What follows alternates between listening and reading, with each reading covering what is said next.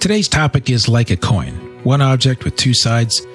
In this episode, one side of the coin is increasing the love, and the other side of the coin is increasing or becoming more aware of the feel.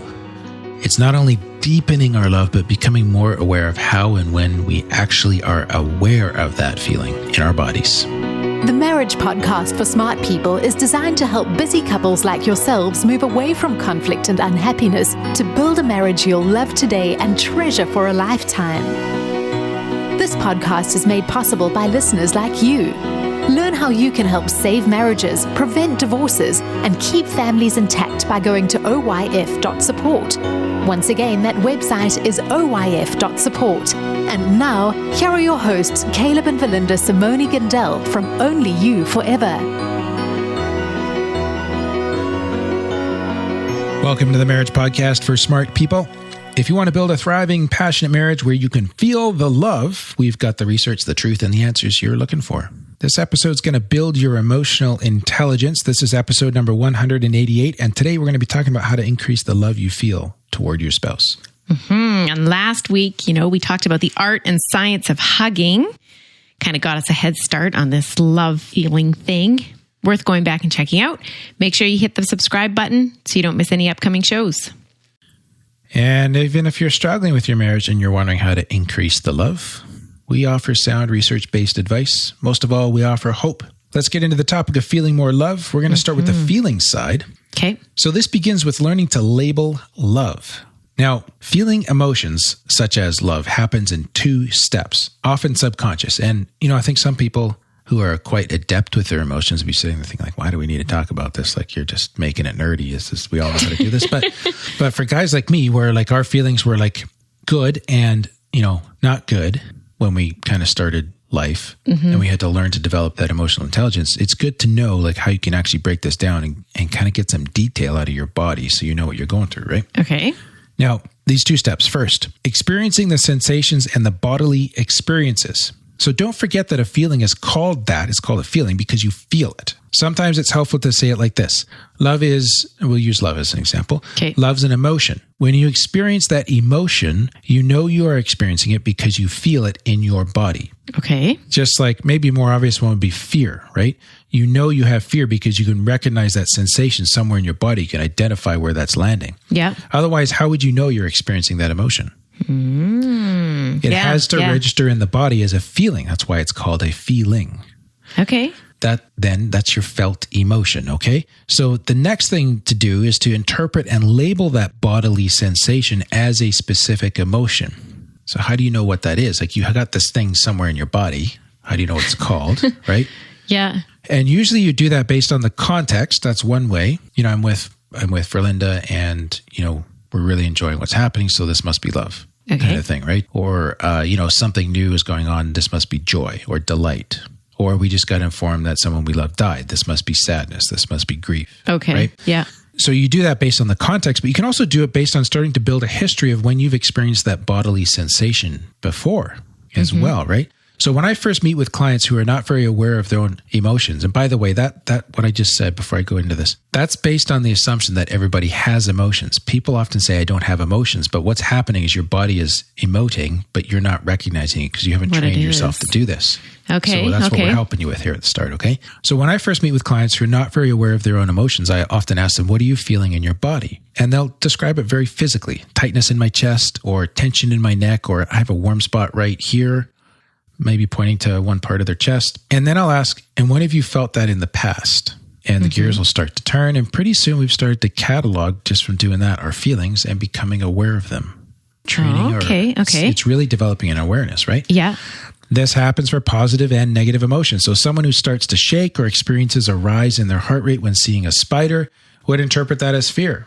Okay, yeah. Someone who feels happiness and a warm glow when in the presence of their spouse will experience this as love for her or for him, right? Okay. So in order to increase feelings of love for your spouse, you need to both experience the sensations and then label them as love for your spouse for this part of what we're talking about. So maybe they're feeling the love, but they just don't even know what it is. Yes. They haven't learned to recognize it. Okay. Yes. Which is important. Like when you think about the question, do I really love my spouse? And it may be that, because you're acting in all the ways that indicate that that is true. But you may wonder this, and it might just be that it's a lack of awareness of your own emotions so that you can recognize when, okay, I'm feeling love for you right now. Right. Okay. Other side of the coin. No, I think this is still the same part. We want to talk about experiencing love too. So experiencing positive emotions in the company of your spouse, that will cause you to feel more in love with your spouse. And it can pretty much be any kind of positive experience, but specific examples from one of the research studies we looked at include shared leisure activities as one thing, sex as another. Might be why sex is more popular for men. New and exciting. Why? Because they actually feel the love. Oh, okay. Yeah. New and exciting experiences, romantic gestures, acts of kindness, having your emotional needs met. Will cause you to, if you're in the company of your spouse, when you do these things. Yes. Then that will cause you to feel more in love with them. Yeah, if I stop and something's going on and I just connect with your emotional needs and speak to them, it's likely to prompt a feeling of love towards me. Okay, yeah. Yeah. Yeah. Now, think about a list like that. Those are all behaviors. And it's good to ask ourselves, how many of those do I extend to my spouse as part of our regular interactions? Those are positive experiences towards love. Now, you can also have negative experiences or emotions that are related to love, like feelings of jealousy or rejection. I'm not saying that that's love, but if you get rejected by somebody that doesn't matter to you, it doesn't feel the same as when you get rejected by someone that really, really matters to you, that you love. Right? Okay. Frustration is another big one. Those can also be tied towards feelings of love for someone, right? And, I've said to husbands in counseling sometimes, like, do you hear her getting louder like this? So they're starting to get into their cycle a little bit. This is usually near the start of doing sessions. She's raising her voice because you really matter to her. And it's just helping the husband see that loudness from another angle, right? If she really didn't care about you, she would not even bother with the effort she's putting into this. But she really wants to get through to you because you matter so deeply to her. So these other emotions just indicate that you care. That there's about love. Your spouse, that there's love there, even though they're not feelings of love. Yes. Okay. Yes. Now, this is kind of recognizing these things, seeing where they're coming from, the behaviors, but there's also putting words to this, right? So if you're able to label love, to identify where you're experiencing it in your body, you're engaging in these actions that incite or prompt love, the next important piece is to put words to this thing. So often we say, I love you, reflexively or contextually rather than experientially. Meaning, oh my dear. Sorry. Meaning I say it just because you said it to me. You say, I love you, Caleb. I say, I love you too. Right. Okay. Or maybe one of us did something obvious to generate that kind of a response. Okay. Like brought you a cup of coffee. Oh, I love you. Right? Right. Yeah. And that's not wrong, but maybe the last example isn't so good. Like there are smaller things that prompt an I love you, right? Yeah. And it's not always actually a felt expression. Like it's still really good. I'm not saying it because I'm feeling it right now. I'm just saying it because it's like automatic or something. It's a little positive response. Okay. But not because it's really coming out of a acute awareness at that moment. Okay. And again, I'm not saying anybody's faking it here, but just notice how nuanced this can be, right? Mm-hmm. Do you know what? I shouldn't say often. I've heard quite a few women say actually, like, I would love him to say, I love you first. Right. Rather than I love you too. Right. So why is he not doing that based on what we've done so far? Because he's not aware of the feeling. Yes. Yeah. And that's not saying he doesn't love his wife. Right. It's just, it could be a lack of self-awareness, right? It's a growth area for him. Okay. But we also want to learn to say it, and this is where we're going to push ourselves a little bit today, is to say it experientially, meaning that I'm saying this because I'm experiencing the sensation in my body. Right now. Yes. That's a beautiful thing too. Mm-hmm. Saying I love you in that context, that those are putting words to the felt experience of that moment. Okay. Now, being able to express that love is important in feeling it, and you need to believe it to be true. And let's be real here, right? Labeling emotions properly can sometimes be hard, especially like for complex, even sometimes turbulent emotions like love. Love can be complicated, right? Men often struggle with this more than women. And I know it took me a long time to figure this out. Okay. But simply noticing when you feel positively about your spouse, you have that love feeling, and then verbally expressing that as love, saying, I love you, can help you get better at recognizing the feeling and help you experience it more strongly because you're connecting to it. You're becoming more aware of it. You're raising your brain's connection to your body, basically, right? Yeah. This is the building of emotional awareness and intelligence. Huh. That's neat. Of course, this is really neat stuff, right? And what if you could have a discussion with your spouse where you really dive into how love was expressed in your family of origin? Because all of these things now factor into this, right? What about your own feelings about receiving love? So insecurities might get in the way of that. Self-esteem might get in the way of that. What about your attitudes and beliefs? That's tied to this too. And how you guys as a couple can take this whole I love you thing to the next level through a real felt experience, right? And we've wrapped this up into a discussion guide, these questions, which is something that we created just for this episode. You can get this by becoming a patron of the Marriage Podcast for smart people, smart loving people. So let's just take a short break here to tell you more about that. What happens when the fairy tale marriage meets reality? Too often, high expectations lead to disappointment, communication breaks down, and the struggles of day-to-day life become overwhelming, leaving you feeling lost and without hope. Unfortunately, marriage does not come with an instruction manual. Marriage troubles are deeply personal and can take a toll on you, your spouse, and your family. Counseling can be expensive and divorce is very costly. It doesn't have to be this way. Caleb and Valinda understand your pain and frustration. Their mission is to help save as many marriages as possible, and to date, thousands of couples are helped through their weekly podcast. But the most important marriage they want to help save is yours. With a minimum of a $10 investment a month, you gain access to exclusive bonus content and valuable information to help you succeed in your own marriage. Learn more about saving marriages and how you can help at oyf.support. That's oyf.support. You're listening to the Marriage Podcast for smart people. Before the break, we were talking about putting words to love so that our spouse knows what we are feeling. Now, this thing's complex, right? It's simple in a way, but it's complex in another. Yeah, I just had a thought. Like, what? Do you know what I like? What? Is sometimes you'll be like, I love you. And I feel like saying like, why? Like, why did you say that right now? And I think that's what I'm looking for is like, what are you feeling right now? Or what prompted this feeling? Right. Yeah. So sometimes, I don't know, it'd be nice to know. Like when it's... Should I be more assertive here? That was only 2 episodes ago, so I think you should feel better than this, Valinda. I wasn't meaning for it to become personal, but like... Yeah, okay. But then when you ask why, or when I ask why, sometimes you're like looking at me like I'm stupid. Like, do you really need an answer? Whereas I'm not looking for why do you love me? Like I'm not looking for how wonderful I am, but I'm looking for what prompted that right now. Yeah, but sometimes I don't. So sometimes there is a prompting, which I should disclose or something, right? Definitely can do that. But other times too, it's just a recognition or an awareness. It just comes to the forefront of my experience at that moment. And okay, so like when you text me sometime and say, I love you. Yeah. Like I'm dying inside. Like why? What? Like did he just have a conversation with somebody? Did he just think about something? Did he just, read a blog post about doing that? Yeah, exactly. That's a good question. How will you ever know? Because you're going to tell me. I need you to tell me why you love me. Oh, yes. Now we're getting assertive.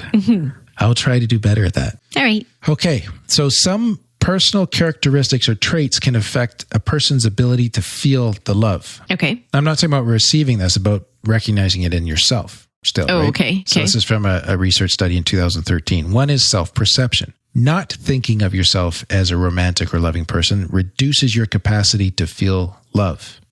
Not your ability to love, okay? Let's be really clear here. It's the capacity to feel the love that's there. Okay. Like to recognize it in your body, like to feel. Yes. Okay. Well, it happens both because you do less romantic things. Because you don't think you're romantic. And partly because your mind will feel love less strongly because you're not attuned to it. Okay. That to me kind of sounds like a limiting belief, right? If you want to, think about if you want to retain that self-imposed constraint or if you want to, like throw it out the window. Well, that would be your style, but that might not be everybody else's, Valinda.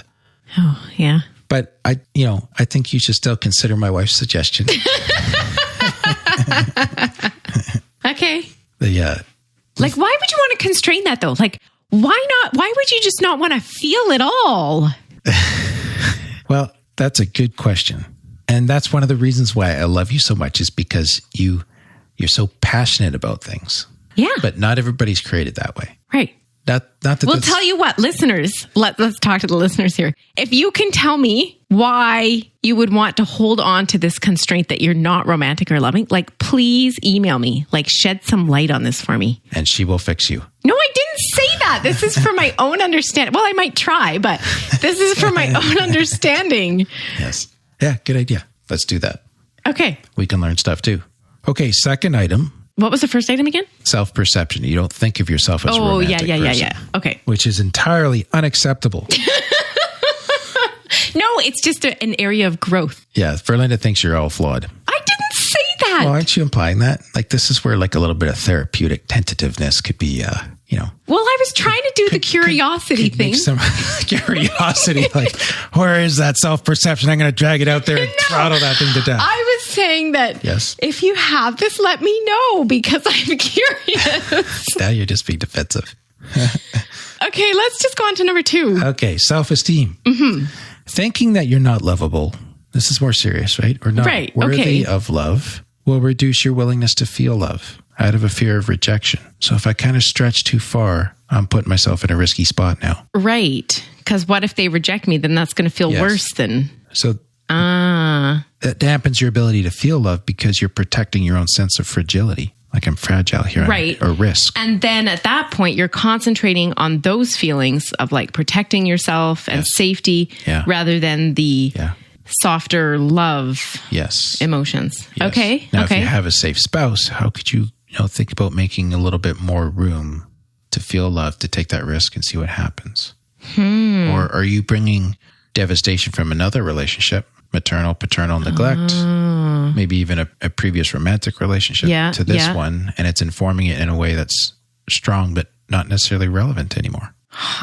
Yeah. Okay, third possibility that may impact your ability to feel love. I'm sure there's more, but this is just the third one that we have here from the studies we looked at, is what I just identified, I guess, and part of that is upbringing and past experiences, right? So being raised in a family where love was talked about a lot and seen as a good thing will make it easier for you to identify and experience love. Okay. Being raised in a family with an absence of love or having negative past experiences such as being betrayed by someone you loved will reduce your willingness and maybe even capacity that you would allow yourself to feel love. Right. Okay. Yes. Yeah. And this is where we need to have gentle conversations with each other as couples about this. And not just throw it out the window. Yes. And increasing intimacy also creates more passionate love. Now, this is an interesting one too. So I feel like whenever I say the I word, I have to say this is not about sex initially, okay? Intimacy? Yes.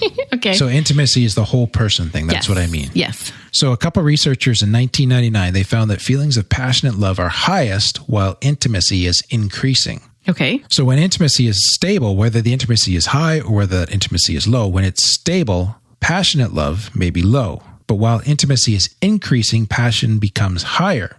So making a real effort to increase intimacy will lead to higher feelings of love. So, babe, we can sum up like our whole podcast. If you want to build a thriving, passionate marriage, you just need to increase intimacy. Yes.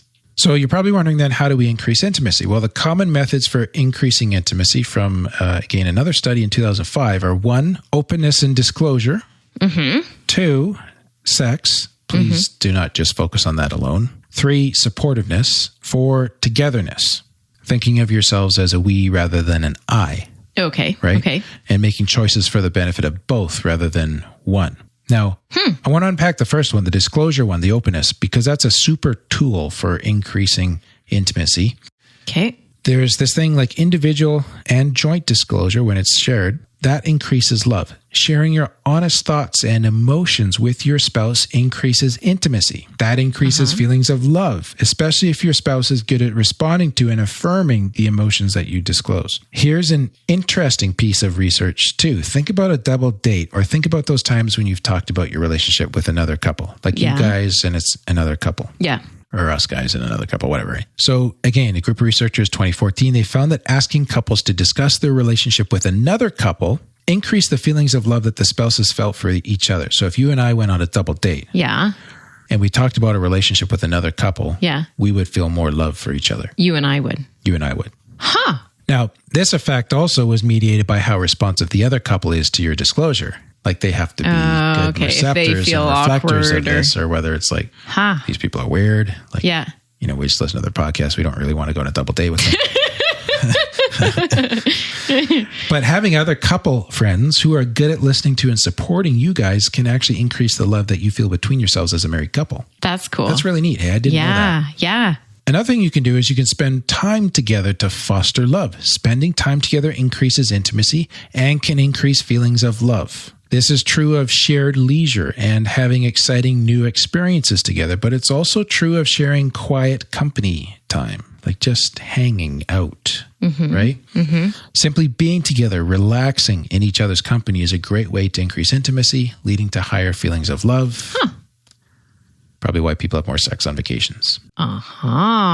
Interesting. As well, simply making eye contact has been shown to increase feelings of passionate love. So, study in 1989 found that spending 2 minutes looking into each other's eyes increased couples' reported feelings of passionate love towards each other. But then again, like looking into someone's eyes like that, that's an act of intimacy in itself. Like that's really personal. Right. And finally, let's talk about feeling love and being loved. Group of researchers, 2005, they interviewed 81 people about what causes them to fall in love or to feel loved.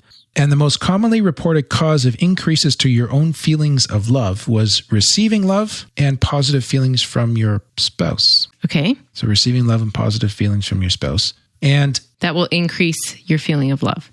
For them. When you receive it, you're going to feel it back to them. Okay. Yes. Gotcha. You're going to feel what you have for them. Yes. This is kind of hard to explain. But so what it's reciprocated. Yes, exactly. Which means that working on being a loving spouse will cause your spouse to love you more, which causes you to love them more. Which causes them to love you more. Yes, so you can influence your spouse's feelings of love just through your own initiative. Which I get so many people writing like with help to try to fix their marriage from one side. Well, this is something you can do from one side and see what happens. Yeah. You're going to have to probably be consistent with it and maybe be prepared to invest more before you see return. If you're in a more distressed situation. But yeah, give this one a shot. Yeah, that's neat. Okay. I'm pretty sure we've given folks some hope for their marriage today. Keep working on feeling that love, people. It's a beautiful thing. Yeah. And if you're going to email me, it's verlinda@onlyyouforever.com. There you go. Because I really need help on that part, apparently. Or I really need help anyway. She needs a lot of help. Please email. All right. Well, thank you to Jennifer, who became a patron this week. And to all our patrons. Yes, for supporting us so faithfully. We do appreciate it. Next week, Caleb. We're talking about a much less happy topic. Oh. When your spouse is a chronic liar. Ooh. And I just think back to when we lived in a different part of the world. I think we all probably knew someone like this in our lives anyways, even if it's not happening in our marriage. So I think it will still be interesting, if not as pleasant. Yeah, very true. That is all for today's episode. You can get the full show notes at oyf.link/188. Find out how you can help marriages. Go to oyf.support. Thanks, and we'll see you next week. The Marriage Podcast for Smart People is totally funded by listeners who support Caleb and Verlinda in their mission to save marriages.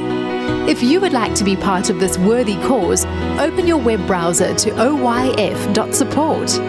A minimum investment of $10 per month will help restore hope to married couples. Plus, as a patron, you'll gain access to exclusive bonus content and valuable information to help you succeed in your own marriage.